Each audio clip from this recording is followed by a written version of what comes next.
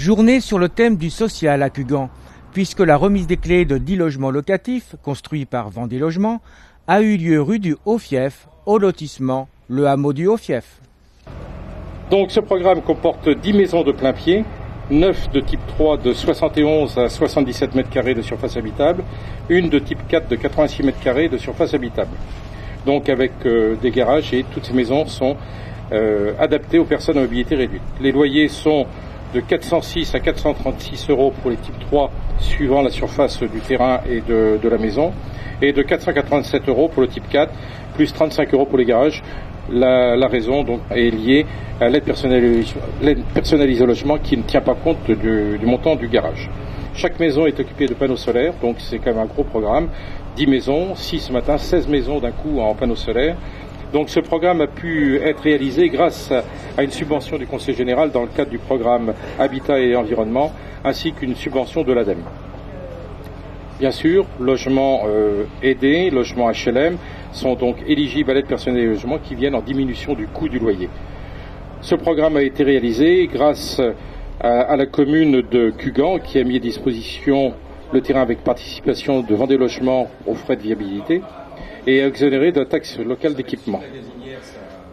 Ça a été réalisé aussi grâce à une subvention de l'État à travers le délégataire à la pierre qu'est le Conseil général à hauteur de 21 613 euros, de mieux se loger, donc le 1% départemental, enfin régional aujourd'hui, donc l'ex-Covecol, à hauteur de 16 000 euros.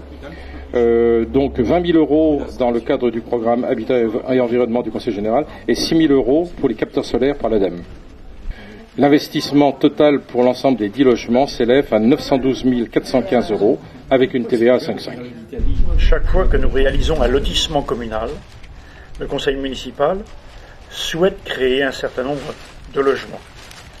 Ce fut le cas dans le lotissement des Girondelles, ce fut le cas aussi encore dans le lotissement des Godinières, et puis aujourd'hui dans ce lotissement du Haut-Fief. Ces logements s'inscrivent complètement dans notre, que je pourrais qualifier de notre chaîne logement.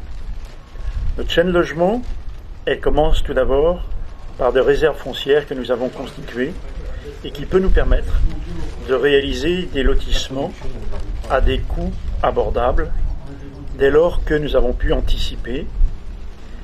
Deuxième peut-être maillon dans cette chaîne, eh bien, c'est l'OPH, que nous avons, l'opération programmée d'amélioration de l'habitat, que nous avons réalisée il y a quelques années et qui a pu permettre de réhabiliter un certain nombre de logements, et pour certains d'entre eux avec cette clause sociale pour éviter d'avoir des loyers trop importants.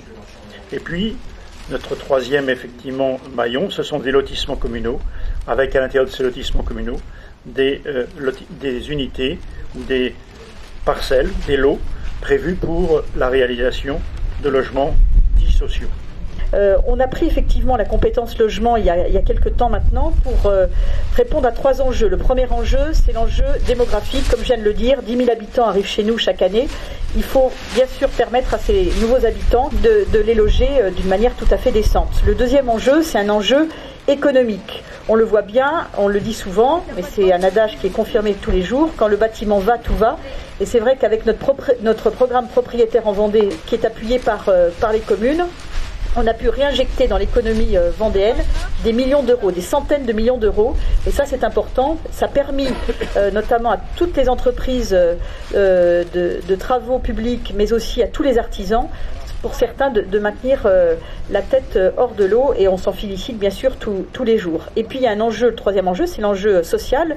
Notre objectif au Conseil général, quand on a pris cette compétence, c'était de permettre à chaque Vendéen, quel que soit son souhait, quelle que soit son autonomie financière, quelle que soit son autonomie physique parfois, de se loger conformément à ses souhaits, soit en location comme ici, soit en accession à la propriété, soit en devenant propriétaire. Je rappelle un chiffre, 73% des Vendéens sont propriétaires de leur logement.